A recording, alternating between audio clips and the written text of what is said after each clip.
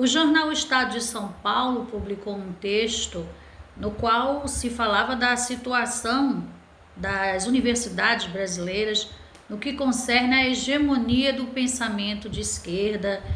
É uma discussão bastante complexa e necessária, de fato, no Ocidente, não só no Brasil, mas no Ocidente, Europa, Estados Unidos, há uma prevalência do pensamento de esquerda e aí com as suas derivações nos bancos ali, nas universidades, principalmente nos cursos, obviamente, de humanidades, ciências sociais, não é?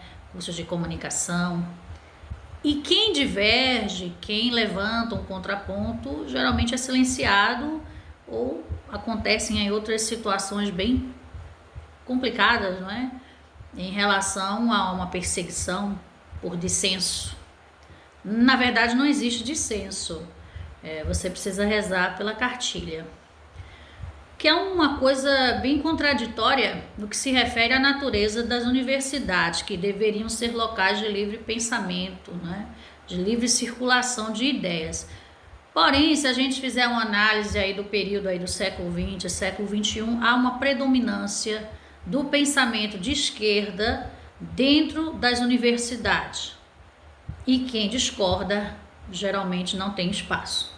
Raramente os professores passam alguma bibliografia em suas ementas que tenham ali pensadores que não sejam do viés de esquerda. Então, você tem os patronos de algumas disciplinas, né? Se você estuda, por exemplo, a área de educação, a gente sabe ali que é basicamente Paulo Freire. Quando eu trabalhava ministrando uma disciplina chamada Fundamentos da Sociologia e da Antropologia para alunos do curso de Psicologia e do curso de Direito, eu apresentava para os alunos, os grandes pensadores das disciplinas, da Antropologia e da Sociologia, não com o intuito de doutriná-los, mas eles precisavam ter acesso. Então, quando eu explicava sobre os pais fundadores ali da Sociologia, os três principais pensadores da Sociologia clássica são Emile Durkheim, o Max Weber e o Karl Marx. Então, era necessário apresentar esses autores. O que os alunos fariam com o pensamento deles aí é uma outra história. O professor, ele precisa apresentar. Por exemplo, a gente quando estuda filosofia, no geral, a gente estuda filosofia ocidental. Então, você estuda os gregos, alguns filósofos europeus, mas raramente se estuda, a não ser num curso específico de filosofia, por exemplo, filósofos árabes ou filósofos orientais. O professor que traz esse tipo de pensamento para a sala de aula não deve trazê-lo com o intuito de doutrinar, mas é interessante, se você estuda filosofia, que você estude outras tradições além da tradição europeia. Então, o professor ele precisa trazer para o aluno, o leque de diversos autores, não com o intuito de doutrinar. O aluno ele faz o seu próprio juízo. O aluno tem que ter essa liberdade. E isso não se vê nas universidades. A gente vê uma imposição de pensamento. Você precisa se adaptar. Você precisa receber esse ensino, que não é bem um ensino, é uma doutrinação. E você precisa acatar. Quer dizer, o aluno não é livre para discordar, para dizer, olha, eu tenho um outro autor que me interessa mais.